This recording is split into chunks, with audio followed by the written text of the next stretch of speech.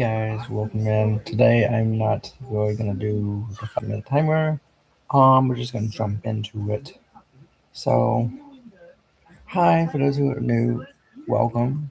Thank you for joining.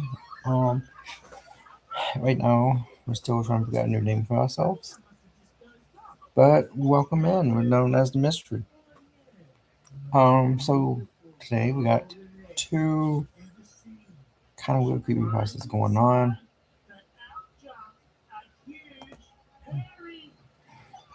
Yeah, today we got two creepy pastas we're gonna do. First one's Jeff the Killer. And then we got Jane the Killer, which I'm curious about Jeff the Killer's sibling. Of course, we're about to jump in. So if you guys are new, please hit that like, subscribe button, and thank you for joining. Um, for those questioning, we're gonna jump into Jeff. I do not own this information. It is owned by Pasta Stuff Place website. Also, if you want to shout out to my next video, comment the word hashtag Jeff. Jeff is back. Yeah, Jeff is back. Okay. We're gonna jump into. Actually, we're gonna jump into Jane first. That'd be pretty cool to jump into Jane. So here we talked into Jane. It says, "Don't go to sleep. You won't wake up." So little shout out to Creepypasta right here. Jane the Kill. Okay.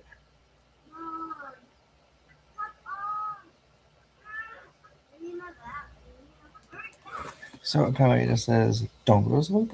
You won't wake up." Jane the Killer's most famous quote.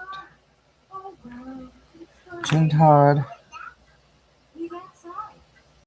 Richardson, more commonly known as Jane the Killer, is the protagonist anti-hero of the creepypasta story Born of Science.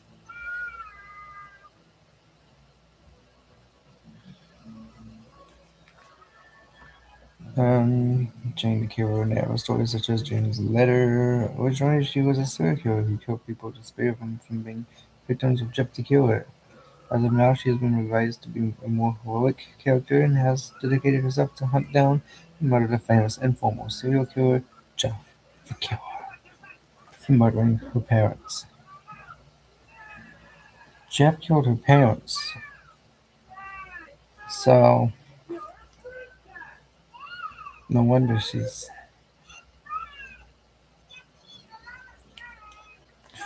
Okay, so full name is Jane Todd Richardson. Jane Richardson, Jane Todd Richardson, Jane the Killer, Miss Richardson, relative.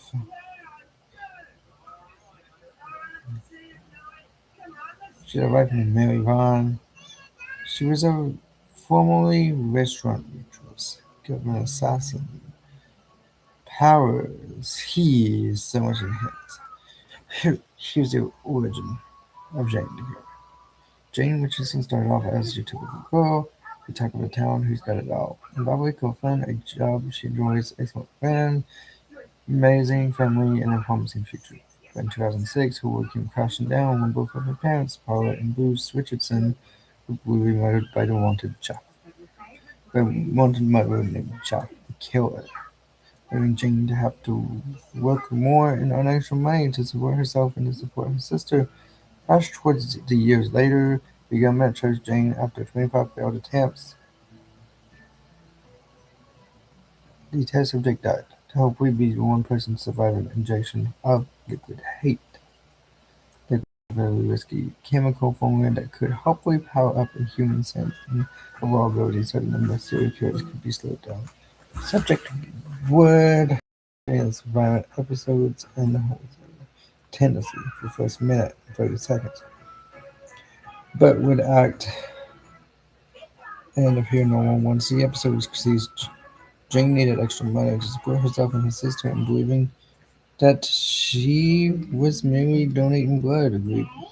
Jane provided to be the first person to survive the injection, which caused her peach skin color to become pale white, her hair to become black, longer for eyes. Now Jane has decided to use her newfound ability to dedicate herself to capturing and taking the life of the men who ruined her Jeff the Killer. I should show some pictures. I should be getting glasses too soon, guys, by the way. But before they being injected with liquid hate, Jane appeared to have blonde hair and ocean blue eyes and olive fair, peachy skin. After concentration as a side effect of liquid hate injection, Jane's skin turned very ivory white. Her hair and blue eyes turned coal black. Apparently she used to be kind-hearted.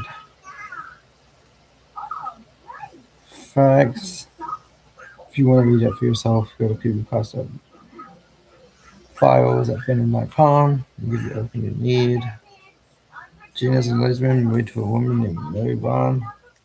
It's literally impossible for her to have a romantic attraction to Jeff, which she wouldn't have anyway because she's a serial killer. He's a serial killer who murdered her parents and ruined her life.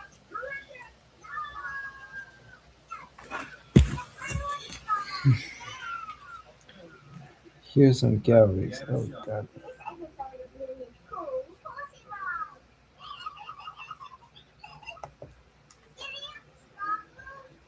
Okay.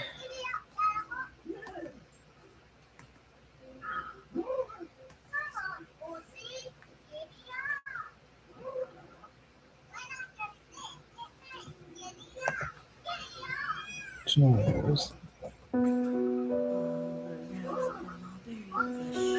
Monkey chased the weasel. The monkey thought it was all in good fun. Pop goes the weasel.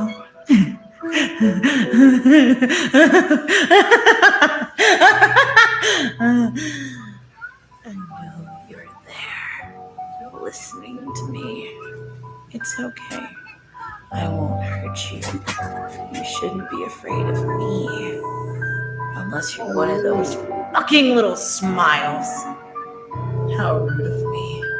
My name is Jane. I used to have a last name too, and a family, and even a pretty face. But all of it was stolen from me. Care to guess by who? No guesses?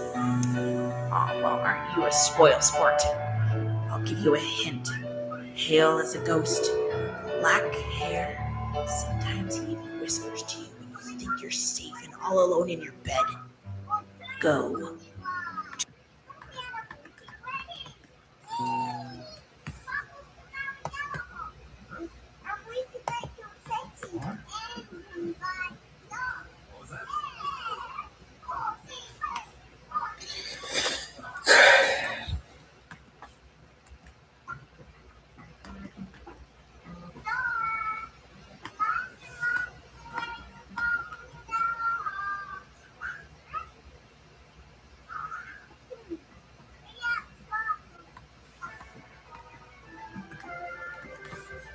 Some reason just nonsense. Okay. So basically, Jane Q was just for to protect people from Jeff the Killer. But since he couldn't kill Jeff, even before he killed people, she killed people instead. Oh, look.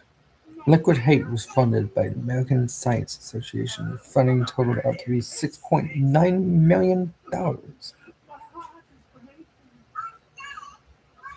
After becoming Jane the Killer, Jane became an assassin looking for the government. Not only is she actively trying to hunt down the killer of Jeff the Killer, she's also indicating other criminals who need to be removed from society. As a professional assassin, total network, Jane has several other living relatives.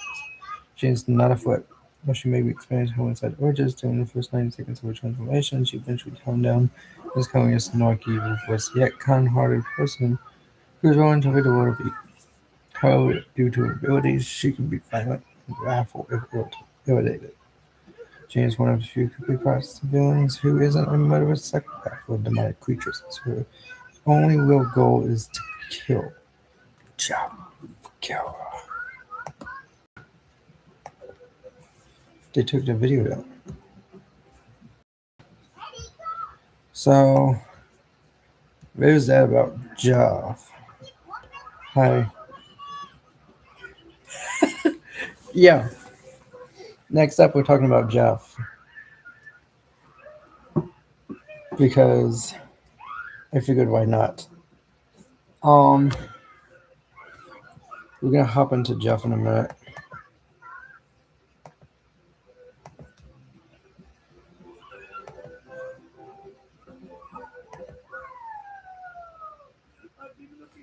Hi Firefox. You Firefox new number and everything, so that's what happened. I'll message you after this. We're gonna jump into Jeff. I don't know if there's been any sightings of Jeff or not still, because it's creepypasta and you know how that is. But we're gonna jump into Jeff and talk about some Q&As and other stuff that's going on. So let's jump into that. I should be getting glasses here soon, like I said. Don't know when, but I will be soon. Pretty much, I hope.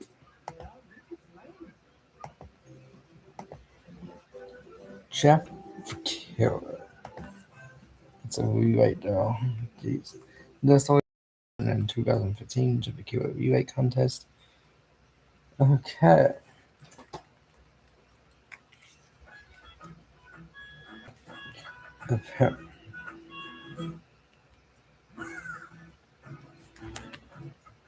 Wait.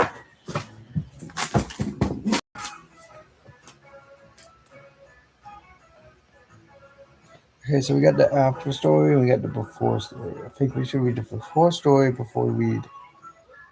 Okay. You know what? Fine. It's fine. In the local news, police continue to search for leads regarding to a rash of murders. Prague, the county. At least a dozen deaths have been attributed to the individual. Dubbed the No Sleeper Killer. Okay, so it used to be No Sleeper Killer.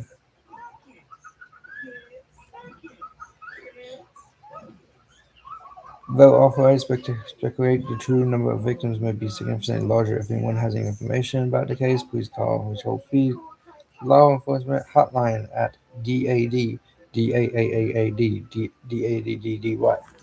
Oh my God. From where he sat on the couch, John Morris sighed. Oh, I don't care about this part. Let's go before. The water was dark. Jeff could see light as he sworn upward despite his longing. Okay, let me see if I can find the original Jeff Hero story.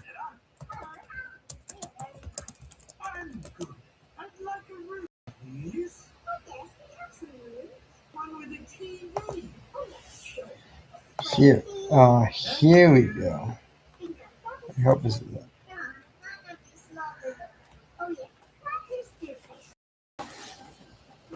Is there no real story on here of Jeff the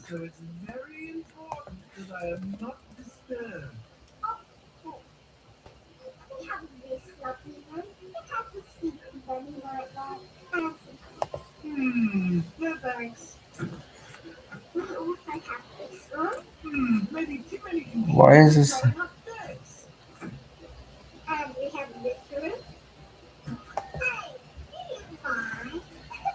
Here, yeah, okay. This is Jeff the Killer, guys.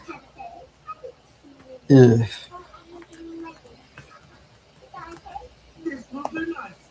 But for recovering murders, the owners are known Jeff the Killer.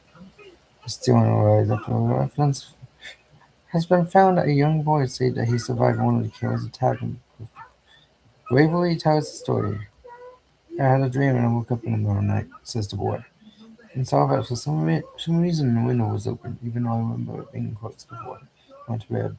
I got up and shouted once more. Afterwards, I simply crawled under my covers and tried to get back to sleep. That's when I had a strange feeling that someone was watching. I looked up and nearly jumped out of my bed. There was a little ray of light illuminating from between my curtains. There were a pair of two eyes. These weren't regular eyes. They were dark, ominous eyes. They were bordered in black and just plain out terrified me. That's when I saw his mouth, a long, horrendous smile that made every hair on my body stand up. The figure stood there, watching me. Finally, after what seemed like forever, he said it. He snapped a phrase, but said in a way only a madman could speak. He said, "Go to sleep." I let out a scream. That's what sent him at me. He pulled up a knife, aiming at my heart. He jumped on top of my bed. I fought him back. I kicked, I punched, I rolled around, trying to knock him off me. That's when my dad busted in. The man threw the knife. It went into my dad's shoulder. The man probably would have finished him off if one of the neighbors hadn't alerted the police. They drove into the parking lot and went towards the door. The man turned and went down the hallway. I heard a smash, like glass breaking. As I came out of my room, I saw the window that was pointed towards the back of my house was broken. I looked out it to see him vanish into the distance. I can tell you one thing, I will never forget that face. Those cold, evil eyes and that psychotic smile. They will never leave my head. Police are still on the look for this man. If you see anyone that fits the description of the story, please contact your local police department. Jeff and his family had just moved into a new neighborhood. His dad had gotten a promotion at work, and they thought it would be best to live in one of its fancy neighborhoods. Jeff and his brother Leo couldn't complain, though. A new better house was not to love, as they were getting unpacked when the neighbors came by. "Hello," she said. "I'm Barbara. I live across the street from you. Well, I just wanted to introduce myself and introduce my son." She turned around and called her son over Billy. These are our new neighbors. Billy said hi and went back to the playing as yard. "Well," said Jeff's mom, "I'm Margaret, and this is my husband Peter, and my two sons, Jeff and Leo." They each introduced themselves, and then Barbara invited them to her son's birthday. Jeff and his brother were about to object when the mother said that they would love to. When Jeff and his family were done packing, Jeff went up to his mom. "Mom, why are you inviting us to some kid's party? If you haven't noticed, I'm not some dumb kid." "Jeff," said his mother, "we just moved here, and we should know that we want to spend time with our neighbors. Now we're going to that party, and that's final." Jeff started to talk, but stopped himself, knowing that he couldn't do anything. His mom said something that it was final. Whenever his mom said something, it was final. He walked up to his room and plopped down onto his bed. That was weird. He sat there looking at the ceiling when suddenly he got a weird feeling. Not as much a pain, but a weird feeling. It's his message, just some random feeling. He heard his mother call him down to get his stuff and walked down to get it. The next day, Jeff walked downstairs to get breakfast and get ready for school. As he sat there eating his breakfast, he once again got the feeling, this time it was stronger. It gave him a sight tugging pain, but he once again dismissed it as he knew. Leo finished breakfast. They walked down the bus stop. They sat there waiting for the bus, and then all of a sudden, some kid on a skateboard jumped over them, 1 inch above their laps. They both jumped back and surprised. "Hey, what the hell?" The kid landed and turned back to him. He kicked his skateboard up and caught it with his hands. The kid seemed to be about 12, 1 year younger than Jeff.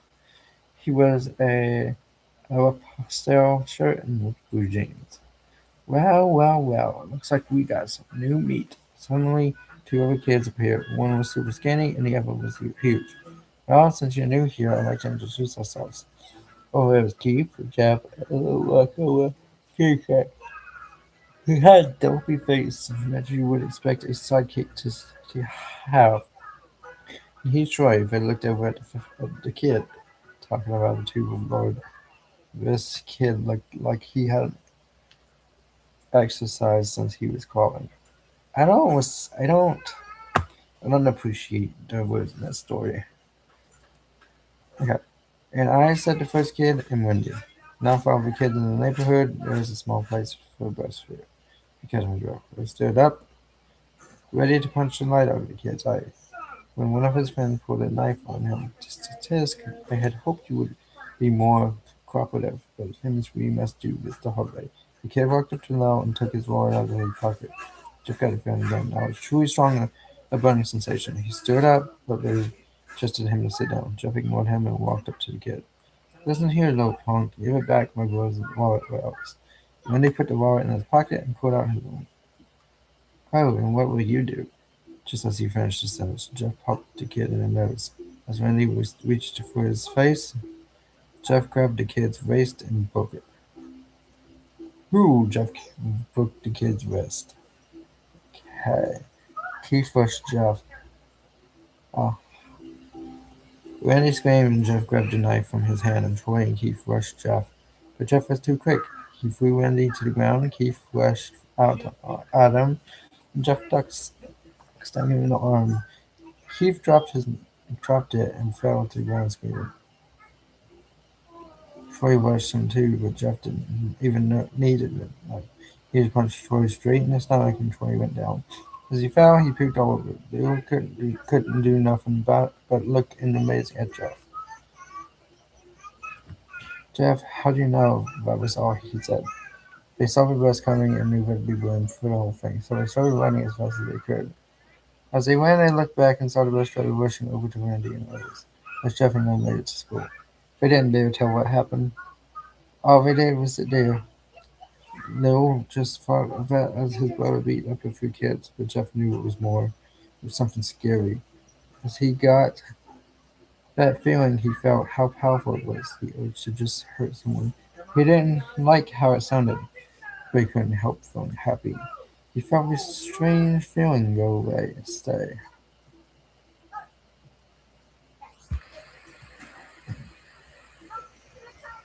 Away from the entire day of school, even if he walked home due to the whole thing near his bus stop. And he probably won't be taking the bus anymore. He felt happy when he got home. His parents asked him how his day was, he said, in a somewhat ominous voice. It was a wonderful day. Next morning, he heard a knock at his front door. He walked to find two police officers at the door. His mother looked back at him with an angry look. Jeff, the officers told me to attack the three kids, but it wasn't regular fighting, that they were stabbed. Stabbed, son? Jeff gazed, fell at the floor, showing his mother words that it was true. Mom, we're the ones that pulled the knives on me and Luke. Son, so when the cops, we found three kids.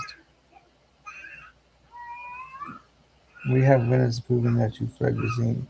Now, what does that tell us? Jeff knew it was no use. He could say him and Lou had been attacked, but then there was no proof. It was not them who attacked first. They couldn't say that they were fearing, because truth be told, they were. So Jeff couldn't defend himself or no.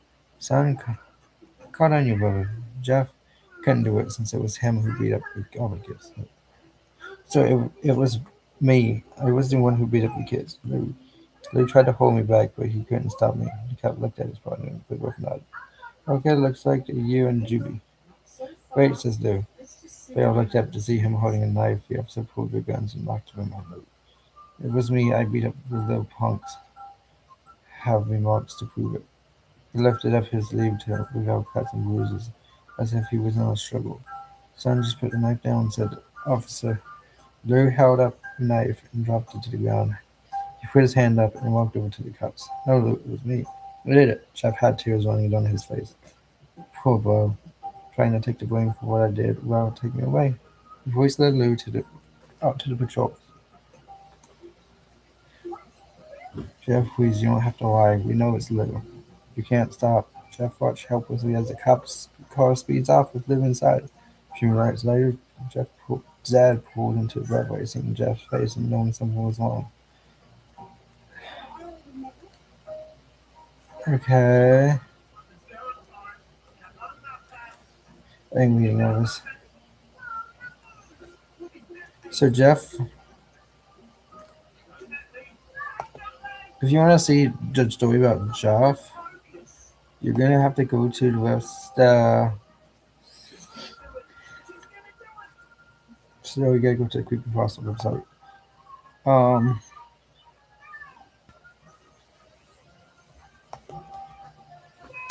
Jeff. Don't know if he's still out there or not. Might try to see if I can find him, but I'm gonna have to do some deep searching for proof of his existence. Probably Jane too, knowing if anything.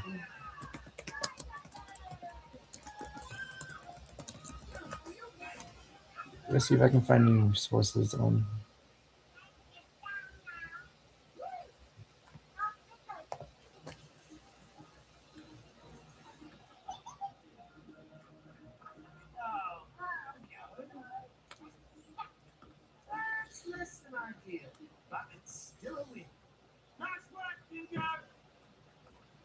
I still think Jeff's still out there, but people just don't know where he's at.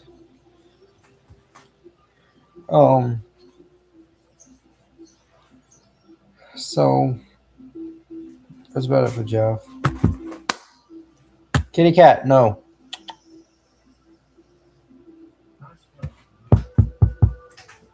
But yeah. Probably have to be in my glasses here too soon. About Jeff and Jane. It all adds up. It all adds up about Jane. Jeff, on the other hand, I believe after just skimming that, was just innocent. Not innocent. More like ended up doing that because of the bullies, and then and then the anger and all that strength came from like a possessive spirit.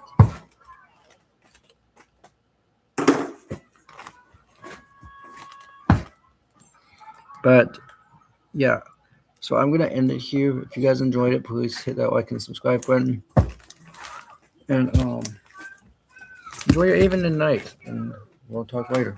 Thank you for joining, and have a nice evening. Mysterious person out.